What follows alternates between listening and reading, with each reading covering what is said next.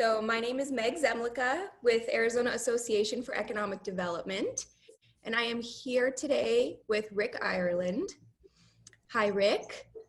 Hi, Meg. We are talking to Rick about AAED's history. So we're going to start with some background information about you, Rick.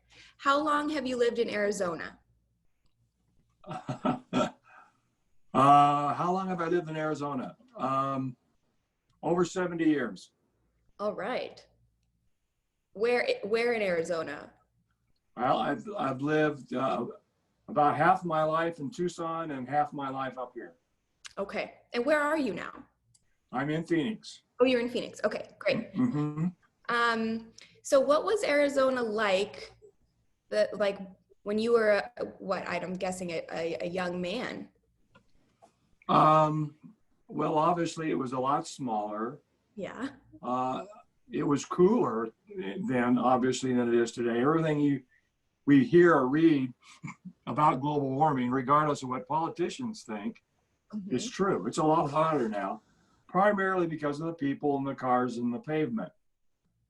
My dad was a school teacher, and I went to, actually he was a coach, and I went to school in Tucson. I graduated from Rincon High School in the first graduating class from Rincon in 1961. And I graduated from the University of Arizona 4 years later in 1965. Got a commission in the United States Army as a lieutenant and served as an armored officer and tank commander in Europe and in Fort Lewis for 2 years. And that's where I met my wife, was in the Army. Oh, wow. So then were you long distance? No, I met Barbara I met Barbara, her dad was stationed there. Okay. And I met her there. She was going with my roommate. He got shipped off. Yeah, well. What are you gonna do? Yeah, well, I don't know. All they said was take care of Barbara, and I said, okay. And you did. And I did. 53 years later, we're still married. And, he sent us, we don't know if he was from Vietnam or not, but he sent, within a year or two after us getting married, he sent us a wedding card. And it was kind of snarky. I suppose. But he sent us one. I mean, I suppose he gets his one shot. I guess it was thanks a lot or good luck. Or, anyway, yeah. Oh, that's funny. Yeah, it's true. That's amazing. That's great. It's true too. Oh, so what did you study at U of A?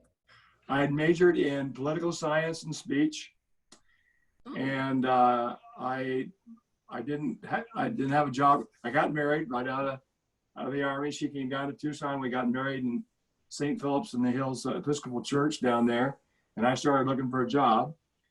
And my first real job was in economic development almost 50 years ago.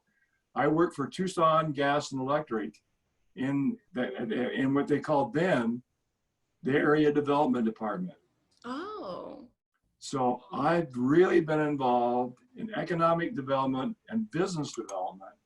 Economic development is what I call the people that are in the public sector, economic development. And then people like me that are in the private sector, I call us business development. But we're both doing the same thing. But anyway, I got started in economic development for Tucson Gas and Electric over 50 years ago. Wow. That's amazing. Yeah, it is. How did you get involved with AAED, which I guess it was AAID then? That's a real good question. And there's not many people alive today that really know the answer to that. A lot of people think they do. But I was involved. By that time, I'd moved up here. And I was with the Valley Bank, which is now the Chase Bank. Okay. And I was in economic development. And just like they do today, there were prospects coming into Arizona, probably near as many as there are today. And we were showing them around, and prospects kept saying to us about a trip here in Phoenix and a trip in Tucson.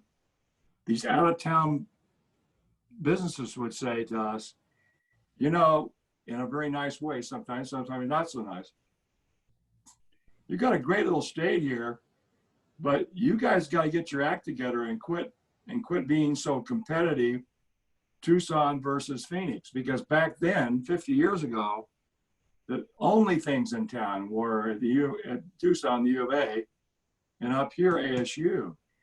So you think it's competitive today. It was there, yeah. And so we didn't talk to, there wasn't much cooperation. So a handful of us got together. I'll never forget it. It was at the Sunburst Hotel in Scottsdale one day for lunch. And we said, look, we got to figure out a way of getting together and start working together, because even though we may not like you or trust each other, our jobs are starting to depend on it, because the people from out of state don't like the way we're doing business. Now, there was other overriding things, but basically we were told by these site consultants that come to Arizona, get your act together. It's hurting you. Yeah. You're saying one thing and you're saying another, and it's okay to be competitive, but don't be that way to us. Right. That's really why we started it. Okay. I would never have known that, No, but it makes sense people. For ASU and U of A to have been, We are very, very, yeah. It's just a rival. And ASU today is one of many. U of A is still the biggest thing in town, but yeah. Well, and there was it was the big town versus the little town. Very, very competitive, and hardly. We hardly talked to each other. So we decided it was time that those of us to get involved in the original AAID, the Arizona Association for Industrial Development. Here are the requirements. You had to work full-time in economic development. You couldn't be a contractor. You couldn't be any of those things. And the only people involved in industrial development then were men. Oh. So we started in 1974, and there were about, maybe in the whole state, 10 or 15 of us, and we had to, the requirements were full-time, and the only people in it were banks, utilities, railroads. The Department of Commerce had it like it does today. Well, it's called ACA today, but back then it was Commerce. They had a member. The chambers weren't even involved in economic development then. So about 15 of you. Yeah. Mm-hmm. Wow.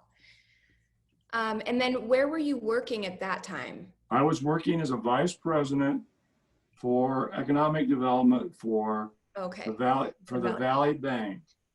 And our first, after we got together, I have to tell you, Meg, back then we were all guys, we were all young. Some were married, some weren't, but there was an awful lot of partying going on. And I don't know how else to put it. There was. We had a lot. Me, yours truly included. We had way too much fun. It's That's good. So after a while, not too long after, let's say it was 74. Certainly by 76, we had decided, besides getting together once or twice a year, maybe once a year, and really partying and get serious, what we decided to do was go on our very, very, very, very, we were the first group in Arizona to do it, but the South had been doing this for years. Our southern neighbors have been going up north to the northern manufacturing areas and wooing manufacturers down south from Boston and Philadelphia. Well, we heard about that and we decided, what the heck? if the guys then it was the guys in the South can do this, then we can do this out here in Arizona. Sure. So about 19, I'm going to guess, we could tell exactly when it is because the governor was Raul Castro, whoever it was, but whenever it was. But I guess it was 1978. A group of 10 of us, that's all there were, representing the whole state, put on a luncheon presentation at the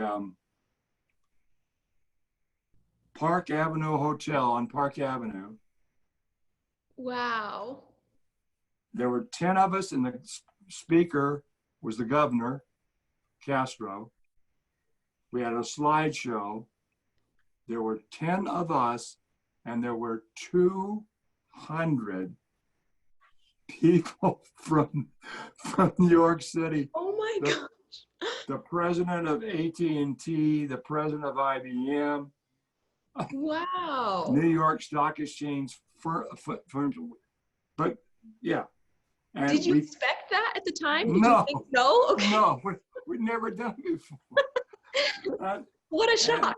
Yeah. And it was, and we did it in January.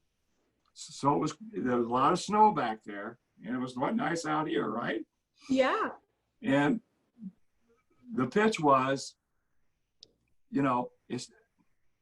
and we did this for years afterwards, and we refined it. But the pitch then and the pitch the last time we did this, and I did it, is still the same. It's not entirely the Wild West. There's things in Arizona besides cactus, cowboys, and Indians. And it's not all desert.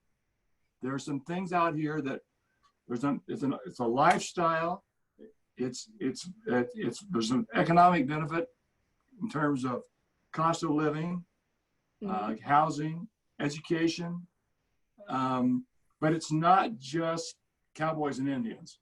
And I mean, and the slides that we saw, the first couple of meetings we did, I was there, of course, and you look at your audience, and they were dumbfounded because all they've ever heard or saw about Arizona was what they saw, nothing really, or what they maybe saw or saw in Arizona highways. Oh, right. Or maybe on vacation, or so I don't think they ever thought about a place to work, just a place to vacation. Too hot, too far. Arizona's on the way to California, or something. That's how we started, and that was the first one. It was in New York. Then the word got out. We were successful, and when there's just started out to be 10 of us, well, next time we wanted to go, there were 20 of us, and we went over a 10-year period to once a year in the winter. We went to all the major metropolitan areas in the United States. Wow. The big ones, New York, Chicago, Philadelphia, Baltimore, Detroit, all of them back east in the winter. And sometimes we do 2 or 3 of them back to back. Well, it's no different then than it is now. Once the word got out, we had all kinds of people wanting to go. So we had to figure out a way of controlling our numbers. So they had to join.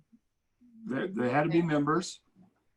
And then we, individual companies, and there was only, the Department of Commerce was the only public entity in this, all paid for this ourselves. Wow. So you'd have all these people wanting to go, and we'd say, well, that's fine. I don't know what the number was then, but let's say it was 40 years ago, it was a couple $1,000s. You got to pay for that. Yeah, and I mean that's a lot, especially if you're going back to back and not just one destination. And you go, and you go for you fly back there. You stay in really nice hotels, really nice luncheons. Oh, and by the way, what you do is you fly. If you're with companies like I was, you set up appointments before and during and after the lunch. You're back there because you're back there. Right. So it was a lot of fun, and I think we were the first to do it, and the only major manufacturer we had back then that was already here was Motorola. Oh. They were already here. They came out here and were building radios and transistors out in Scottsdale. So we were able to talk a lot about Motorola. Yeah, we're not crazy. There's actually somebody here doing that.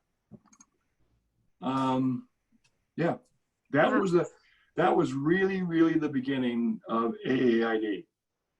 That's impressive. What a story. I would love to have been a fly on the wall the first time I saw those people. No, you. Oh, Lordy. Yeah, it was not pretty. It was fun, but it was not pretty. So what major projects or events were going on in Arizona during that time? Were there any? Oh, I'm sure there were, but I don't know what it is. I can tell you this. Before I left Tucson, which had to be in the early 70s, I did my first locate. While I was at Tucson Gas and Electric, I worked with a guy at that time who was a vice president, and we bought 1,000 acres from Howard Hughes, south of Tucson on Rita Boulevard, and that is now where the U of A Tech Center is. Oh, wow.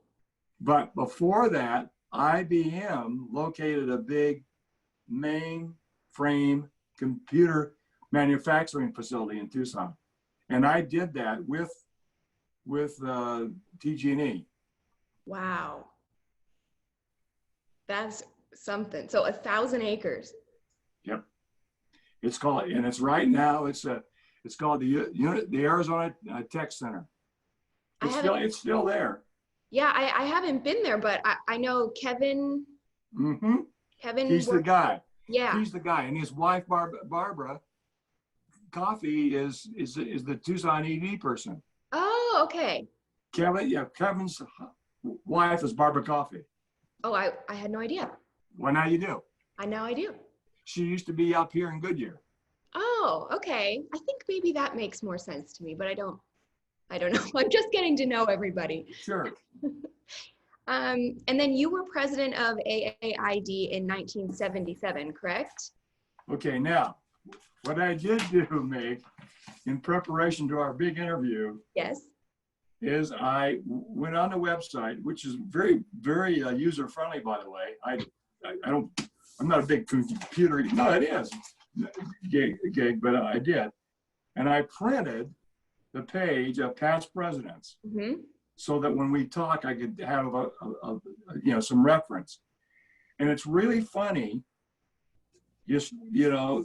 AAID starts in 74 and goes to 91 or 92, and then AAED goes from 92 to the present, right? Mm-hmm. Okay, well, if you do the math on that, I'm not a real good math student, but if you start in 74 and you go to 2020, I think that's 46 years. Yeah.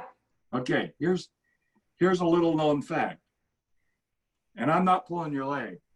I know every person on that list. All 46 presidents.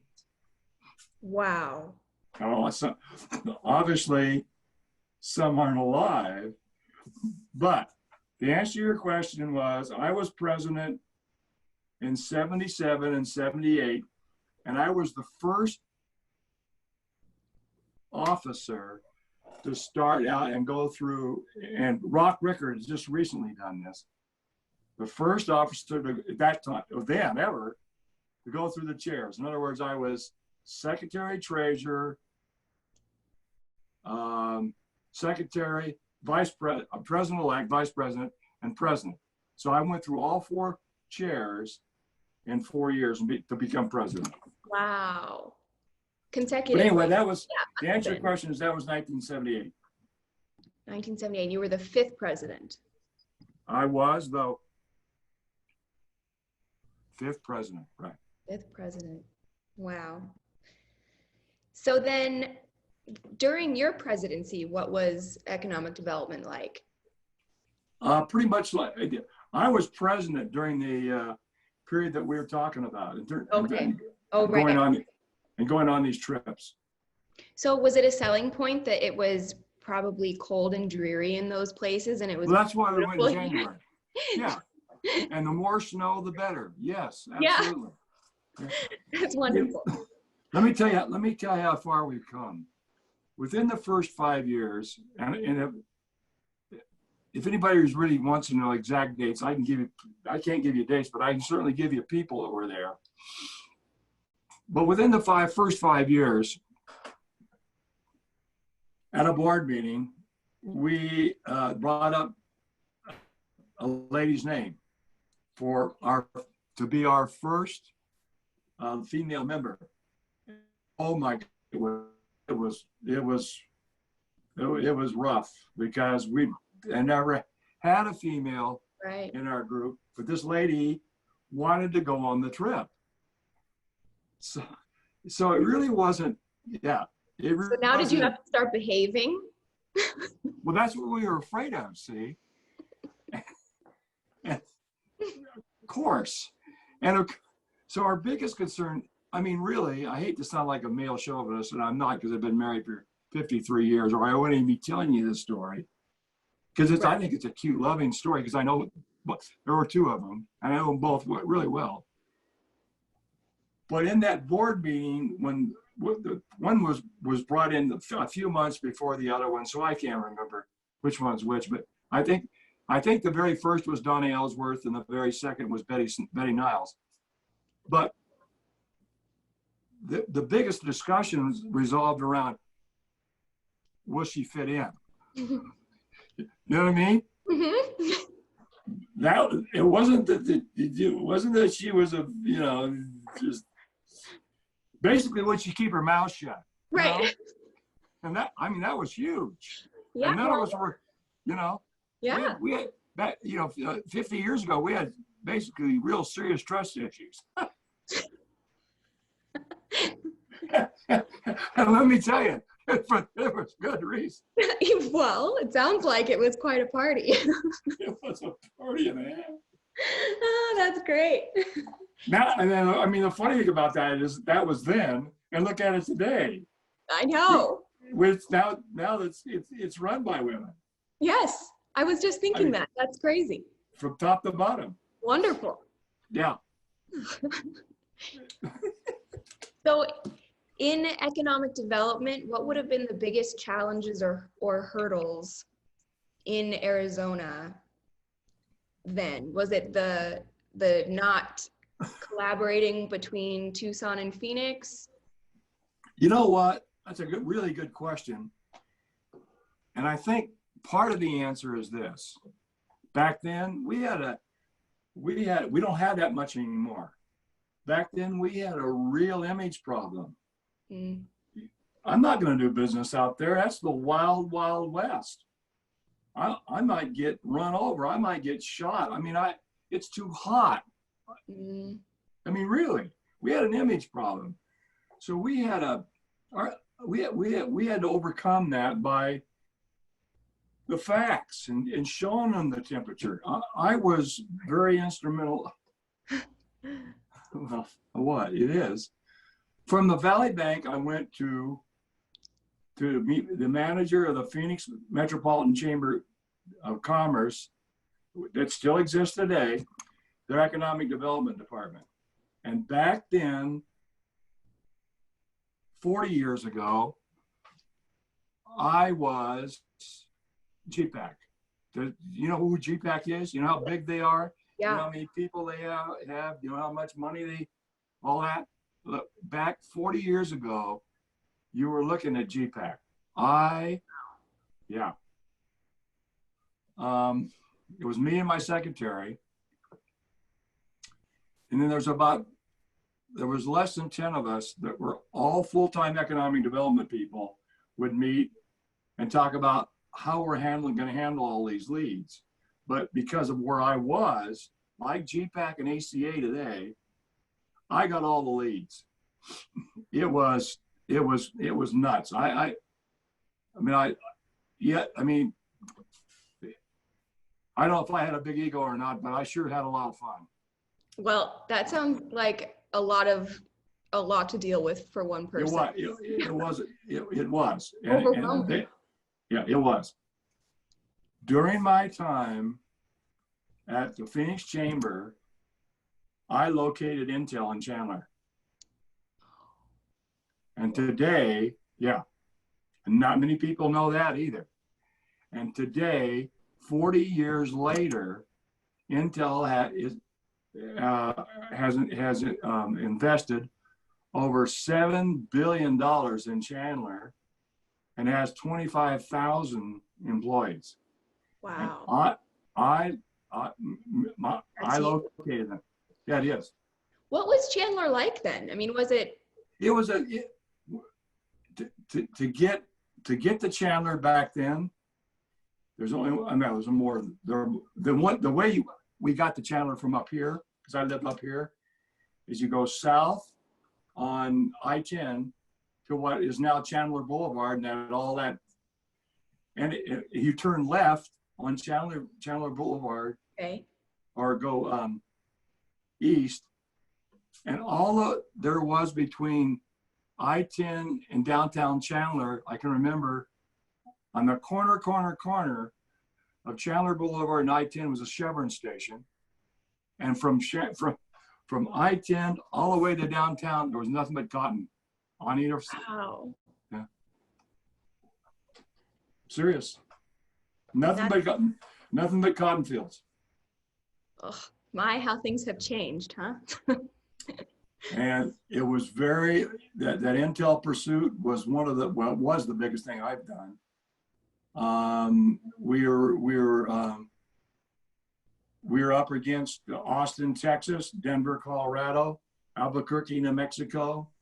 They already had a plant then in Portland, and they were very concerned about a lot of things: land, labor, utilities, and everything else.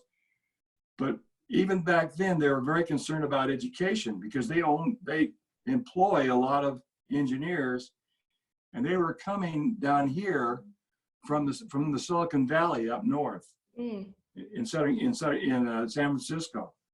So they were very concerned about the quality of our education. I see. So we made many trips up there to see them, and I took the two people I always took with me when I went up there was Carolyn Warner, the superintendent of schools, and a guy by the name of Roland Hayden, who was the dean of the ASU engineering school. They didn't want to talk to anybody else. They wanted to talk school. They wanted to talk primary and secondary and engineering. Well, those were the people to take then, I guess. And then we took other people, but I mean, that's the people they wanted to talk to. Wow. So now they have, what you said, 25,000 employees? Mm-hmm. Wow.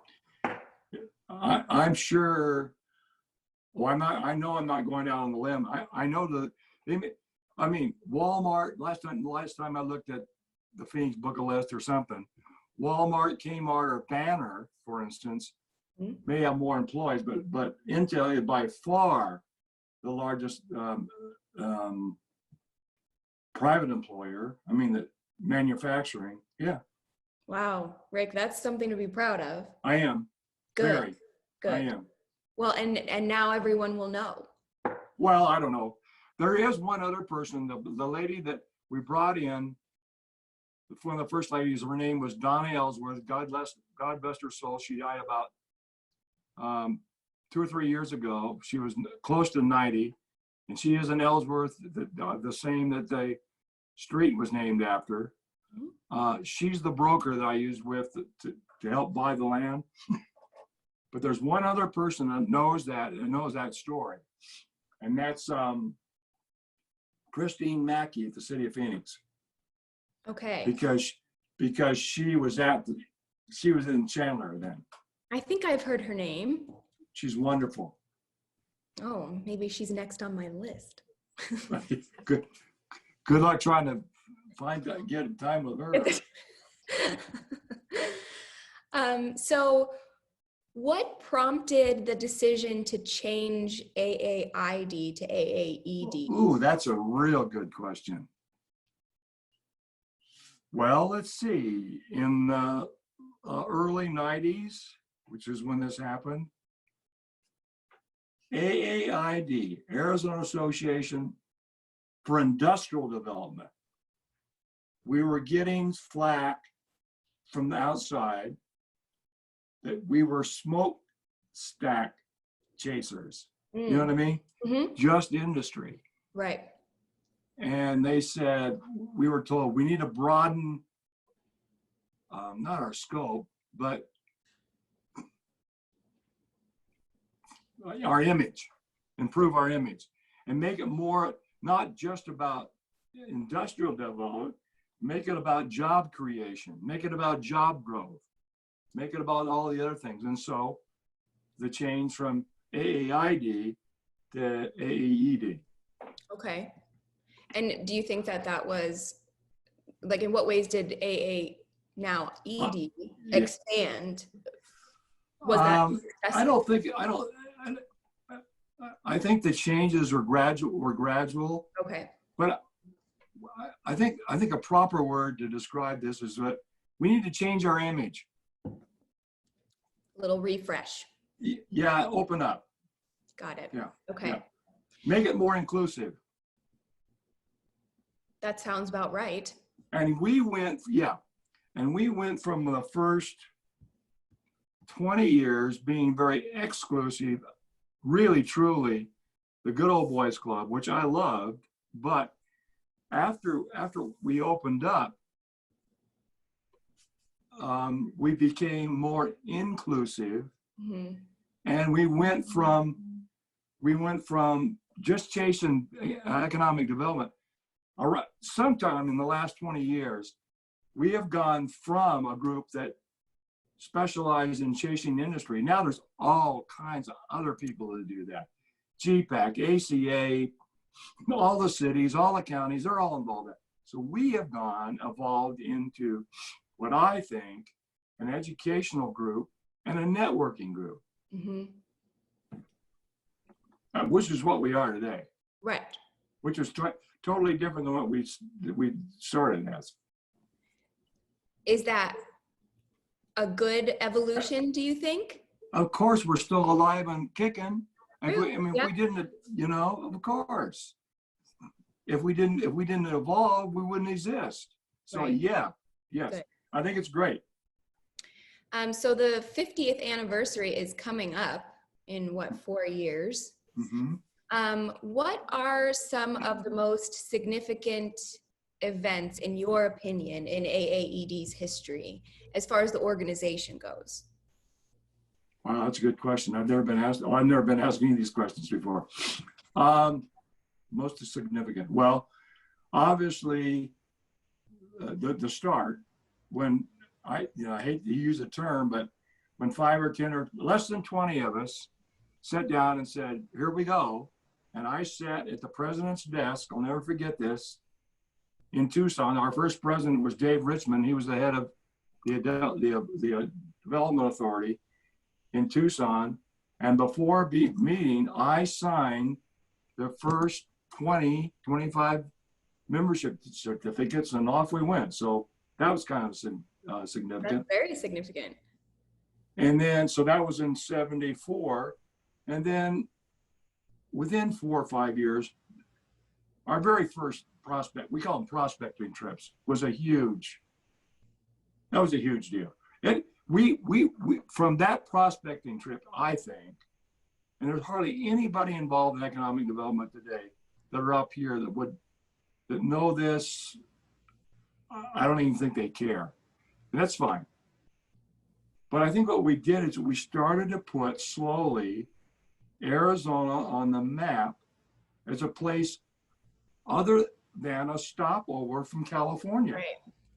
Right. People actually maybe stopped here first before they come to California, or went to California and stopped back. Yeah. That didn't happen before. We turned Arizona into the destination. Yeah, right. Yeah. So I think that's important. I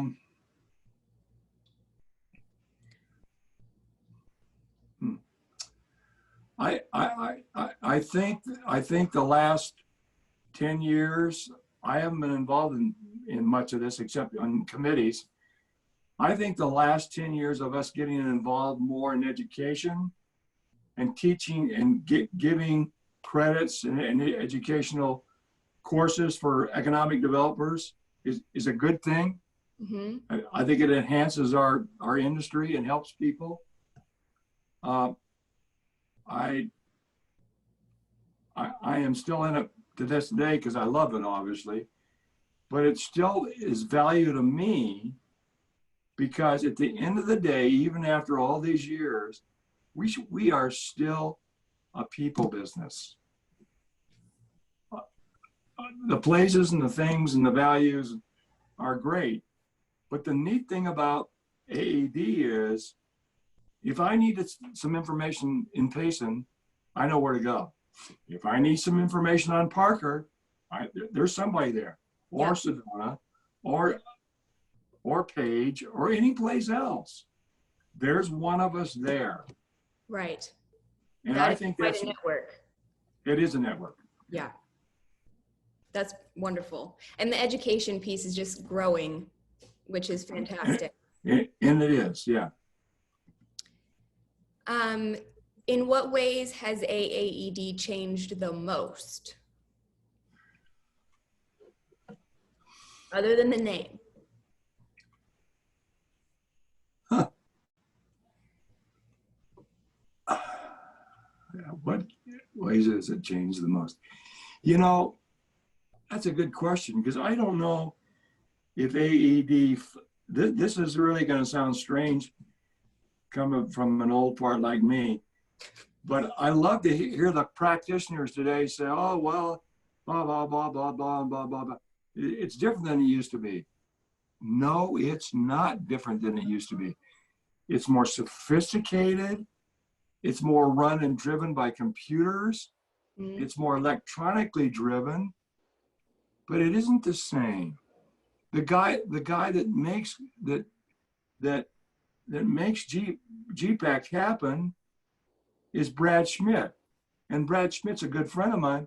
And the reason Brad Schmidt is so effective is he's been sitting in that same chair at GPAC for 20 years and he knows the people all over the country. Right. So that part hasn't changed. I think you haven't asked me this, but I'm going to. Okay. I'm thinking about it. The two committees I'm still involved in are events and Native American. One, because I didn't know anything about the Native American part of our state until I went to work for where I am now. And they said, we've done some Native work, go out there and find us some more. So I got involved in that. So it started out as a business thing, and now I've learned a lot about them. Mm-hmm. And events, because I love it. I love helping plan who's going to speak, okay? Right. So our biggest challenge today is to remain relevant. And by that, I mean this, especially now with COVID, it's more important than ever. And I don't have the answers, these are just questions. But there are not a whole bunch, there are several nonprofits like us up here in Arizona, in Phoenix, and other places, I'm sure Tucson too, but in Phoenix, that do a real good job. Our challenge in events is to come up, especially with this virtual thing, it's really hard, is to come up with events that are good, that people are interested in, that haven't been done by somebody else. Mm-hmm. And that's what I mean by relevant. So our competition today in AED is not some other state or some other business. I believe our competition today is NAIOP, Valley Partnership, ULI, and what I'm hearing the most about from all these young female friends of mine who are in the business, Mm-hmm. is Asbex. I mean, the gal that runs Asbex. So how do we remain relevant? Now, the one thing that kept us the glue together, and I think will continue to before COVID, excuse me, was our spring and fall conferences, because that's where everybody Right. met, and we got good speakers, good draw, and that'll come back. But right now, that's a real challenge for us. Yeah. Yeah. We're in a holding pattern. And you're right. How do you make everyone's bombarded with free and paid virtual events, and why pick us? Look, a good example of what we're talking about is look how busy you are, and look how hard, okay? And look how you and I had to hunt for a time. And I'm an old fart, and I'm almost got 1 foot out the door. No, I hope not. Well, we'll see. I mean, I don't work near as hard as I used to. And I don't want to. Good. But since you and I, this is where the how it is today. Since you and I have been on the phone, my phone has just been going crazy. Well, okay, if that's the case, you know, and the real frustration I have is, and this has nothing to do with AED, is I'm a people person, and I can do these things, but you know, Meg, to be honest with you, I've got clients, I've got people. We do a lot of public work. Mm-hmm. At schools, we do a lot of public safety work. So we do prisons, jails, courthouses, 911 call centers. We're doing a huge maintenance facility for APS and SRP. My forte, and where I'm really good, is going seeing people. I'm not much of a salesman, to be honest with you. I'm all about this. Yeah. And I don't talk much about work because I don't have to. Yeah. You follow me? Yes. Well, yes. In my talk or in my time, I find out if they, whoever I'm talking to, has any work, they tell me because they know who I am. Right. Let me give an example.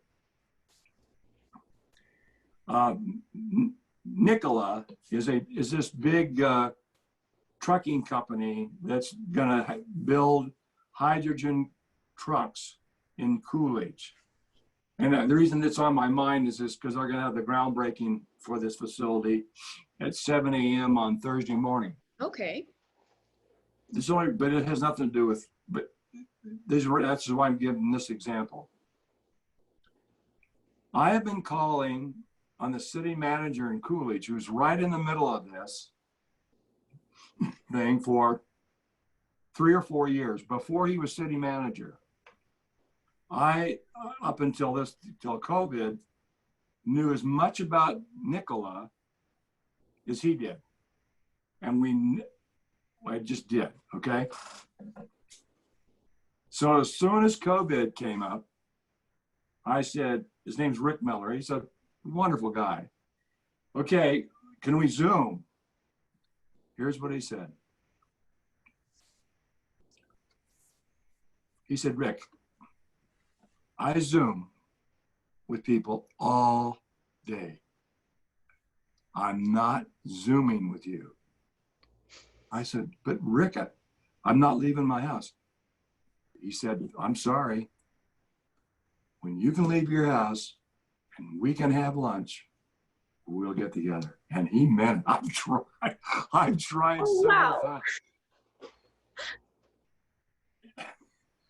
And He won't. And what he's telling me is, this is the kind of relationship I have with him. Now, if I really needed something, of course. you know what I mean? But half as good isn't good enough for him. That's it. That's exactly right. He said to me, and this is texting. That's very well put. He said, I Zoom with people all day. I'm not Zooming with you. Really? Oh, he wants says, no. you. He said, that's not our relationship, is Zoom. That's a compliment. I know that. That's a very I know compliment. that. But yeah. Well, but what else are you supposed to do? Well, I'm not going to do anything with him for a while. You're like, It's okay, well. Yeah, it's okay. If I needed something, I could get it from him. Sure. I miss him, and I had a Zoom meeting with two of my good friends every Tuesday morning at 8:30, and I miss them. I mean, but that's just where we are today. Mm-hmm. Yeah, it's very strange. I have a 9-month-old, and I'm afraid that she's going to be very antisocial because of all of this. Do you know what, Meg? I have a we have a 7-year-old granddaughter who lives 5 minutes from us. And I hate to sound like a doting grandpa, but I will.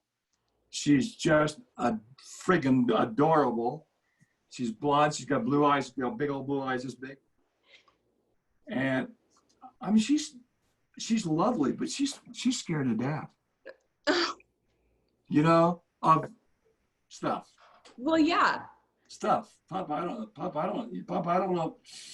know. Well, and this surely can't help that now, because. That's what you mean. She's scared of stuff out there. Yeah. Stuff. Well, yeah. Well, so am I. Well, so am I. That's why you and I are too. Yeah, I am too. So what makes you most proud about your time at AAED? Oh, seeing the organization now, I'm very, very, and I'm sure you picked up on it, that maybe that's one of the reasons you remember. I don't know. It didn't make it different. I'm very proud of everybody. I just think we went through a rough period. I don't mind telling you. I'm glad we got through that. One of the neat things about that period that we just went through is I got to know Nicole Snyder better. Mm-hmm. And boy, she's a piece of work. And she is just wonderful. I mean, she's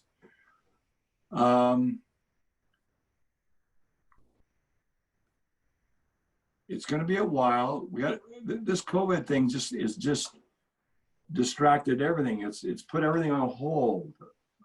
Yeah. You guys that are new, all of three of you,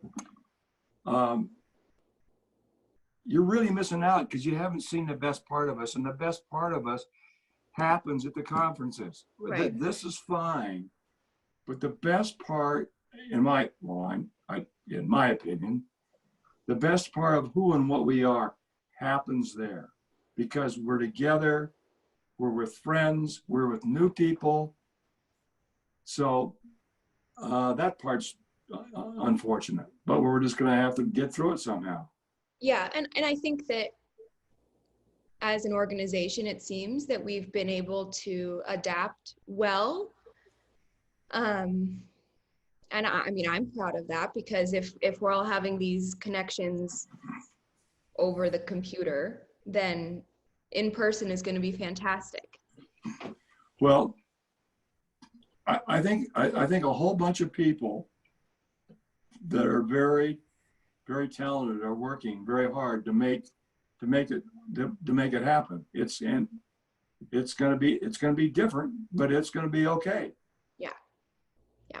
And everyone is dealing with it. So yeah, it's a level playing right, field, right, isn't it? exactly. Yeah. Yeah. That's Yeah. comforting in some ways. Yeah, it is. And what are your hopes for AAED in the future? For us, and I don't think there's any chance of this happening, but for us not to lose sight of who we are. And I love, when I've got my sales AED hat on, and I haven't had an opportunity to do this very often, but when somebody new or not new asks me about AED, don't get me started, but here's what I say. AED is a great organization. If you're new in your business, you're new here, if you're new in Phoenix, you're new in this business, I don't care what it is, whether it's economic development or any of the architecture and engineering fields, join AED because the entry level is low in terms of it's not real expensive. Mm-hmm. It's not real time consuming, and it's more time consuming than it should be now because of this. Right. And now it's getting less like this, I think, because we're getting bigger. And there isn't, I hope this is still true. And like some other organizations like Valley Partnership and NAOP and probably ULI, there isn't a clique running this place. I mean, I got pretty doggone, well, I suppose I'm not the normal Rona guy member, so this isn't probably indicative of anything. But I can only take so much, and I found I gotta tell somebody. I get over it, but I gotta. And a couple of those times, I mean, I had to go talk to Nicole. I mean, that's just all there is. What do it? I just wanted to let her know Mm-hmm. how I felt. And over the years, there have been other people that I have encountered and said, "Well, I got this problem." Well, did you talk to somebody? Well, well, no, they aren't. They're also this, but they're go talk to them. And right. that part, I hope we never.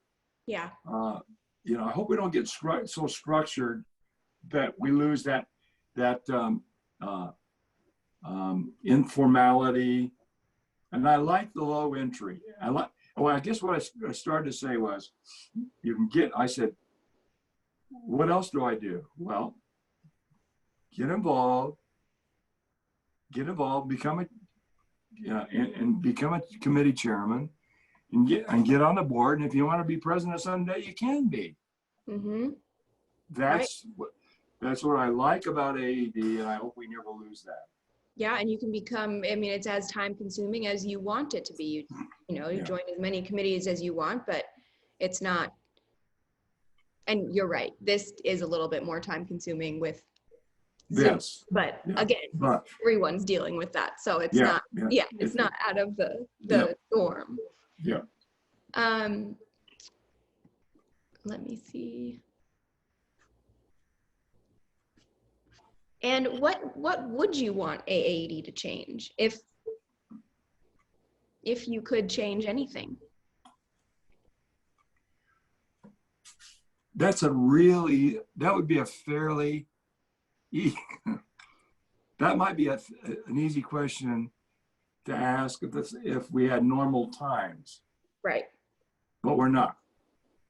But I'm going to answer it like it'll get normal someday, okay? Mm-hmm.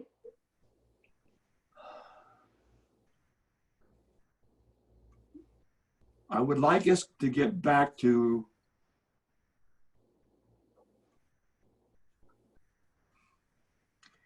having more fun Yeah, but now this is who I am, so I'm probably No, that's what I want to hear. okay. Having more fun, based more on relationships. I'd like to see us. We can't do this now. We can't do this now. But as soon as we can, I'd like to see us start meeting more in coffees or happy hours or something, or all around this valley and other places, Yeah. so that we can help each other. Right. Right. So that's pretty amazing because initially AAID was started because there wasn't that collaboration and relationship, and look at what has been built. Yeah, yeah. I've been to enough conferences. Now, I don't know if it's true. I don't know what's true today. I've never seen a time like this in all my life. But back in the day when things were halfway normal, I can remember people like Christine Mackey and Chris Camacho and Sandra Watson and some really big shots and Bill Javgeniak and all these hoo-ha buddies, friends of mine, saying at conferences, well, thank you for inviting me, because we all know that AAD is the premier economic development organization in the state. Well, that's what we want to continue to be. Right. Yeah, absolutely. That's the hope. So this is the largest membership we've ever had, correct? Yeah, it's over 500, isn't it? Yeah, yeah. That's amazing. So from 10 to 15 to... From 10 to 15, and our dues then, Yeah. and our dues at almost 50 years ago, 46 years ago, were, I think, $25 a year. Oof. Yeah. And we started out, we had so little money initially in the initial years that I think we used to meet once a month. And what did we do? We'd meet various locations all over the state, because our board members were from all over the state then, mostly Tucson and Phoenix. And whoever at every place that we had the board meeting, that host paid for lunch, because we didn't have any money. Oh, that's funny. I mean, it was We're like, grim. don't pick me next time. It was grim. But the more as our association grew, and the more fun we had, well, then all of a sudden, everybody wanted to pay for it. I bet. Well, that is whatever you want. Yeah. Yeah. Is there anything that I haven't asked you about that you want to talk about in regard to AAED or your career or Arizona?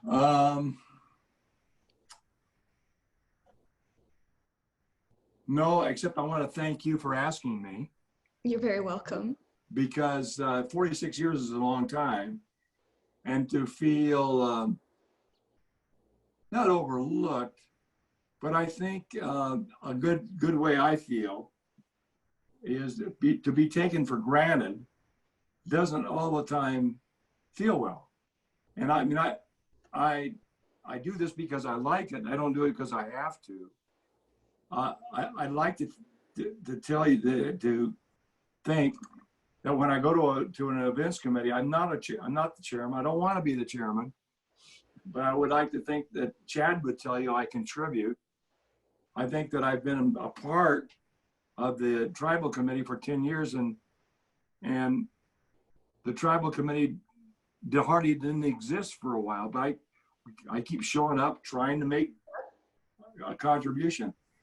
So I've been persistent.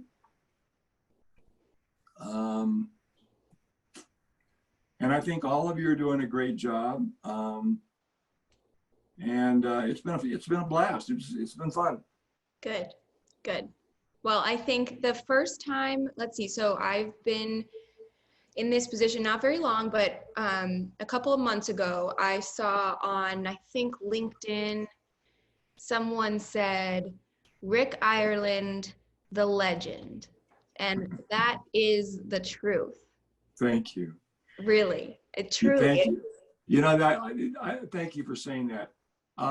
There's two people in my life right now that tell me that, that call me that. One of them is my good friend Fernando Valenzuela in Casa Grande, Mm-hmm. and the other one is Chuck Reynolds at Terracon. Okay. When Chuck just got a promotion, I think this is maybe where you saw it, and I said, "Boy, Chuck, congratulations on your promotion. You're one of the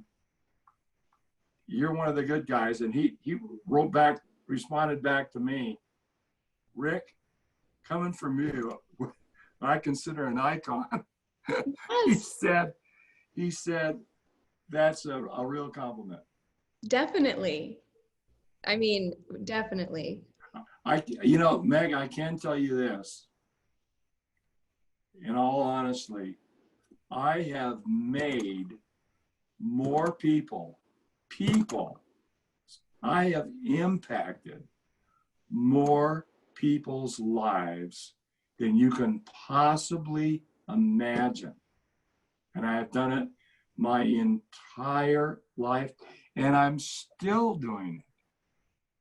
Now that You love it. I do. And I can tell. Well, yeah, I do. And that is, most people cannot say that. And you're right. I mean, the one thing we've talked about AD, but we haven't even mentioned the thing that I really love the most, and that is my son. We have 3 children, Mm-hmm. and my son is a graduate of West Point in 2004. Okay. And I got involved as a parent in the Parents Association. And from the Parents Association, I got on several congressmen's nominating panels to nominate high school students to West Point. Wow. That was 16 years ago. I am now director of admissions for West Point for all Arizona, and because I started out as a congressman, and part of the reason I got this call at 2:30 is I'm chairman of Senator Sinema's nominating panel for all 5 academies. Wow. Yeah. So that's, well, I don't get paid for any of that, but I love doing it because I'm helping kids, and the kids that I'm helping are protecting our country. Mm-hmm. But getting back to a more mundane thing, I've helped people find jobs, lots of them, hundreds of them. Forget the 2 companies I've located. I just got a call this week. Somebody's looking for a job. I mean, people get paid for that. I don't, but I'm really, really good at it. Why? Because people tell me stuff. Right. Hey, Rick, You got all the info. You know? Well, I don't know that as much as I used to because I don't work full time, but that's what I enjoy the most. I enjoy the people part. So it's Rick Ireland, life changer. I don't know, but What I'm hearing. I don't know. Yeah. That's wonderful. And one of the principals of the architecture firm that I worked for, the firm is Arrington Watkins, and it was founded 25 years ago by Lynn Arrington and David Watkins. And about 3 years ago, they sold it. But Lynn came to a firm meeting we have on Monday mornings one day, and he goes, he's got this little book, and he goes, I just read he's a wonderful guy. He said, I just read this little book, and he said it was great, and I recommend it to all of you to read it. And it's a very short book, and it's a real easy read. He said the purpose of the thrust of the book is do things during the day or during your life that you don't expect anything to get anything from. He said, and that makes you feel good, or that's the thing to do, or something like that. And I thought more about myself today to you than I have in the last 20 years, okay?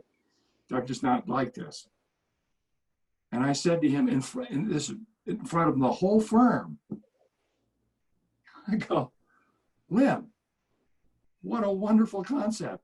I've been doing that my entire. I know, I was going to say, did you just say, oh, by the way, I wrote this book?